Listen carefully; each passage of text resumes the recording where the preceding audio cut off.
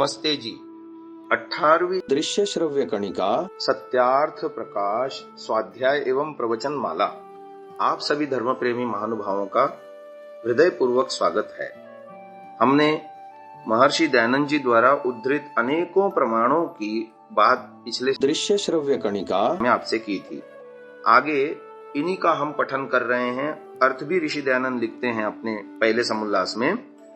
अर्थ यहाँ इन प्रमाणों के लिखने का तात्पर्य वही है कि जो ऐसे ऐसे प्रमाणों में ओंकार आदि नामों से परमात्मा का ग्रहण होता है वह लिख आए, तथा परमेश्वर का कोई भी नाम अनर्थक नहीं है।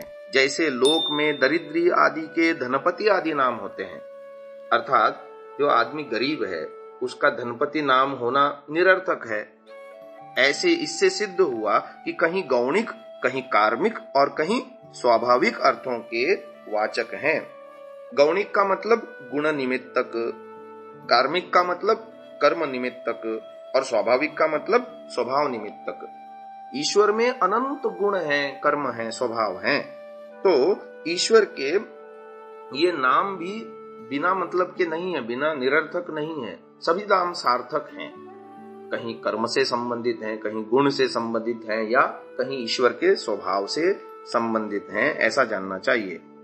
फिर आगे लिखते हैं, अवतीत्योम आकाशमिव व्यापकत्वात् खम सर्वेभ्यो बृहत्वात् ब्रह्म।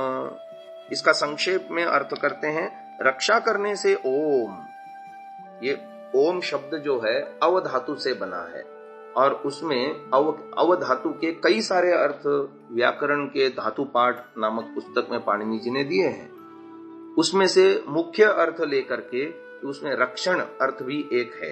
रक्षा अर्थ लेकर के ईश्वर का ओम नाम का मुख्य अर्थ है कि ईश्वर रक्षा करने वाला है। फिर खम शब्द का विषय में लिखते हैं, आकाशवत व्यापक होने से खम और सबसे बड़ा होने से ब्रह्म ईश्वर का नाम है।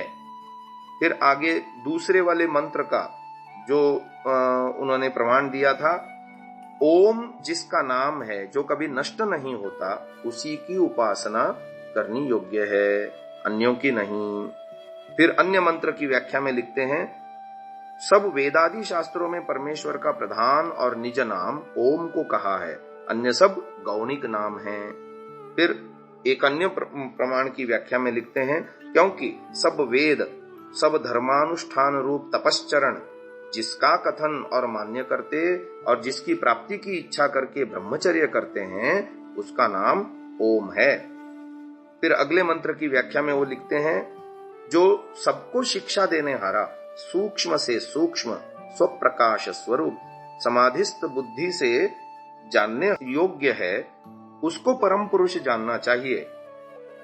आगे छठे मंत्र की व्याख्या में लिखते हैं, और स्वप्रकाश होने से ईश्वर का नाम अग्नि, विज्ञान स्वरूप होने से ईश्वर को मनु, सबका पालन करने से ईश्वर प्रजापति और परम ऐश्वर्यवान होने से इंद्र, सबका जीवन मूल होने से ईश्वर का नाम प्राण और निरंतर व्यापक होने से परमेश्वर का नाम ब्रह्म। यहाँ निरंतर से तात्पर्य है बिना व्यवधान के अंदर बाहर सर्वत्र व्यापक, अर्थात सबसे बड़ा। इस अर्थ वाला ब्रह्म शब्द बृह ब्रीहि वृद्धौ धातु पाठ में जो है भ्वादिगण में 488 वे धातु से बना हुआ है। अब हम आगे चलते हैं। ऋषि दयानंद ने स ब्रह्मा स विष्णु वाले प्रमाण की व्याख्या करते हुए लिखा है, सब जगत के बनाने से ब्रह्मा, सर्वत्र व्यापक होने से विष्णु, दुष्टों को दंड दे के रुलाने से ईश्वर का नाम रुद्र, मंगलमय और सबका कल्याण करता होने से ईश्वर शिव। यह सर्वम अश्नुते न क्षरति न विनश्यति तद अक्षरम, जो सबका ग्रहण करने वाला और जिसका कभी नाश नहीं होता उसका नाम अक्षर। यह स्वयं राजते स स्वराट, जो स्वयं प्रकाशित है वह स्वराट। योगनिरिव कालः कलयिता प्रलयकर्ता स कालाग्निरीश्वरः। इसकी व्याख्या भी लिखते हैं ऋषि दयानंद कि अक्षर जो सर्वत्र व्याप्त अविनाशी है। फिर स्वराट के विषय में लिखा स्वयं प्रकाश स्वरूप है, और कालाग्नि के विषय में लिखा कि प्रलय में जो अग्नि के समान सबका काल और काल का भी काल है, इसलिए परमेश्वर का नाम कालाग्नि है। फिर आगे एक जो मंत्र दिया था इंद्रम मित्रम वरुणम अग्निम आदि, उस मंत्र की व्याख्या में लिखते हैं जो एक अद्वितीय सत्य ब्रह्म वस्तु है, उसके इंद्रादि सब नाम हैं। द्योषु शुद्धेषु पदार्थेषु भवो दिव्यः शोभनानि पर्णानि पालनानि पूर्णानि कर्माणि वा यस्य स सुपर्णः यो गुरुवात्मा स गरुत्मान् यो मातरिश्वा वायुरिव बलवान स मातरिश्वा। यहाँ पर दिव्य जो प्रकृति आदि दिव्य पदार्थों में व्याप्त है, इसलिए ईश्वर का नाम दिव्य। फिर सुपर्ण जिसके उत्तम पालन और पूर्ण कर्म है, इसलिए ईश्वर का नाम सुपर्ण। फिर गरुत्मान जिसका आत्मा अर्थात स्वरूप महान है, इसलिए ईश्वर का नाम गरुत्मान। फिर मातरिश्वा जो वायु के समान अत्यंत बलवान है, इसलिए परमात्मा के दिव्य, सुपर्ण, गरुत्मान और मातरिश्वा आदि नाम हैं। शेष नामों का अर्थ आगे लिखेंगे।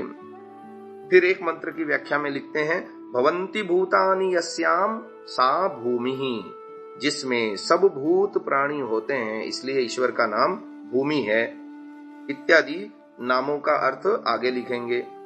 फिर एक मंत्र का अर्थ लिखते हैं इस मंत्र में इंद्र परमेश्वर का ही नाम है, इसलिए यह प्रमाण लिखा। फिर आगे लिखते हैं इस प्राण नाम के विषय में, जैसे प्राण के वश में सब शरीर और इंद्रियां होती हैं, वैसे ही परमेश्वर के वश में सारा जगत रहता है, इसी से परमेश्वर का नाम प्राण है। इत्यादि प्रमाणों के ठीक ठीक अर्थों के जानने से इन नामों को करके परमेश्वर ही का ग्रहण होता है, ये बात बताना चाह रहे हैं मुख्य रूप से।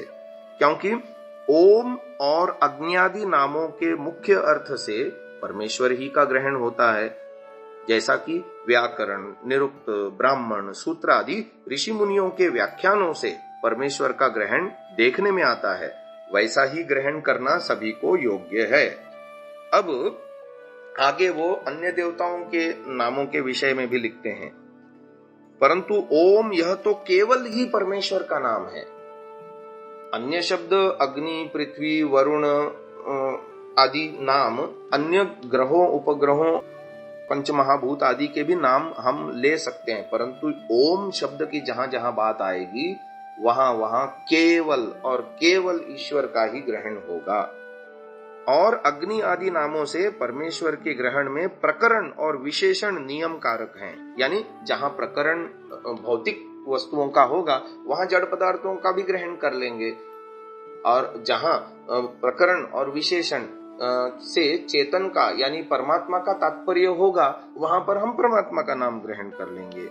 इससे क्या सिद्ध हुआ कि जहां जहां स्तुति, प्रार्थना, उपासना आदि प्रकरण होंगे तथा सर्वज्ञ, व्यापक, शुद्ध, सनातन और सृष्टिकर्ता आदि विशेषण मिलेंगे, वहीं वहीं इन नामों से परमेश्वर का ग्रहण करना उचित है। और जहां जहां ऐसे प्रकरण होंगे, जैसे भौतिकता के भी उदाहरण दे रहे हैं, तो यजुर्वेद का उदाहरण दे रहे हैं, ततो विराड जायत विराजो अधिपुरुषः। फिर एक और प्रमाण दे रहे हैं यजुर्वेद का, श्रोत्राद वायुश्च प्राणश्च मुखाद अग्निरजायत। ये यजुर्वेद के 31वें अध्याय के 2 मंत्रों का प्रमाण दिया। फिर आगे यजुर्वेद के ही 31 अध्याय का प्रमाण दे रहे हैं, तेन देवा अयजंत। फिर एक और प्रमाण दे रहे हैं, सूक्ति दे रहे हैं, पश्चात भूमि मतो पुरः। फिर एक और तैत्तिरीय उपनिषद का प्रमाण दे रहे हैं, तस्माद्वा एतस्मादात्मन आकाशः संभूतः आकाशाद् वायुः वायोरग्निः अग्नेरापः अद्भ्यः पृथिवी पृथिव्या ओषधयः ओषधिभ्योऽन्नम् अन्नाद्रेतः रेतसः पुरुषः स वा एष पुरुषोऽन्न रसमयः। इतने सारे प्रमाण देकर के समझाना चाह रहे हैं कि ऐसे प्रमाणों में विराट पुरुष, देव, आकाश, वायु, अग्नि, जल, भूमि आदि नाम लौकिक पदार्थों के होते हैं, क्योंकि जहां जहां उत्पत्ति, स्थिति, प्रलय, अल्पज्ञ, जड़, दृश्य आदि विशेषण भी लिखे हों, वहीं वहीं परमेश्वर का ग्रहण नहीं होता, वहां परमेश्वर का ग्रहण नहीं करना चाहिए। वहां उत्पत्ति आदि व्यवहारों से पृथक है, इसलिए क्योंकि परमेश्वर में उत्पत्ति का प्रसंग ही नहीं है।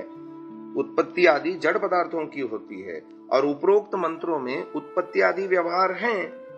इसीलिए जहां विराट आदि नामों से परमात्मा का ग्रहण न करके संसारी पदार्थों का ग्रहण होगा, किंतु जहां जहां सर्वज्ञ आदि विशेषण हो वहीं वहीं परमात्मा का, और जहां जहां इच्छा, द्वेष, प्रयत्न, सुख, दुख और अल्पज्यता आदि विशेषण हो। ये न्याय दर्शन का सूत्र है जीव के लक्षण में, कि जीव के ये 6 लक्षण होते हैं: इच्छा, द्वेष, प्रयत्न, सुख, दुख, ज्ञान।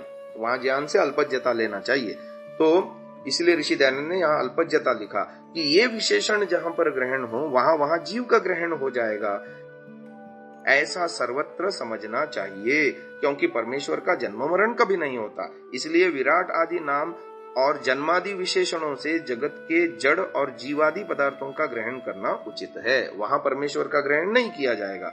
अब जिस प्रकार विराट आदि नामों से परमेश्वर का ग्रहण होता है, वह नीचे प्रमाणे जानो, लिखे प्रमाणे जानो। इससे आगे परमेश्वर के 100 नामों की व्याख्या शुरू होती है। महानुभाव, ऋषि दयानंद की ये अद्भुत देन है हमको कि शास्त्रों का ठीक ठीक अर्थ करने की प्रक्रिया प्राचीन ऋषि मुनियों की जो लुप्त होती आई मध्यकाल में, और बहुत गड़बड़ झाला हो गया, पाखंड चल पड़ा ईश्वर के नाम का, और उसको दूर करते हुए ये प्रथम समोल्लास कितनी बड़ी भूमिका निभा रहा है। आज की इस प्रसंग को यहीं विराम देते हुए आगे की बात अगली दृश्य श्रव्य कणिका में करेंगे। ओम।